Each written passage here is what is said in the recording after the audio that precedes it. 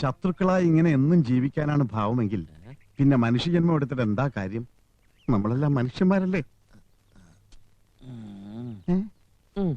അത്തരമൊരു ചിന്ത തുമ്പശ്ശേരിക്കും തോന്നി തുടങ്ങിയെങ്കിലേ എനിക്കിനി രണ്ടിലൊന്നും ആലോചിക്കാനില്ല. തുലാം 16 രുക്മിണിയുടെ കഴുത്തിൽ ചന്ദ്രപ്പൻ താലി കെട്ടും, നമ്മൾ ബന്ധുക്കളാവും. എന്താ?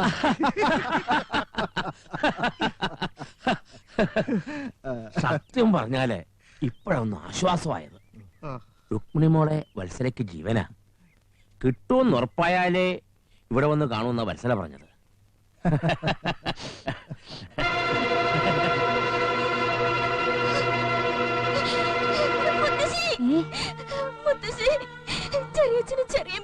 തുമ്പശ്ശേരി കുറുപ്പിന് എന്നെ വിറ്റോണ്ടിരിക്കുക. ഞാൻ ആ വീട്ടിലേക്ക് പോവില്ല. ഞാൻ മരിക്കും. സത്തായിട്ട് തീ കൊളുത്തി മരിക്കും.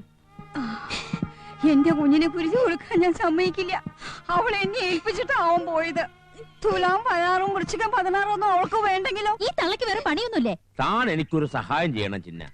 തന്റെ പഴയ പത്തായപ്പര പൂട്ടിക്കിടക്കുകയല്ലേ.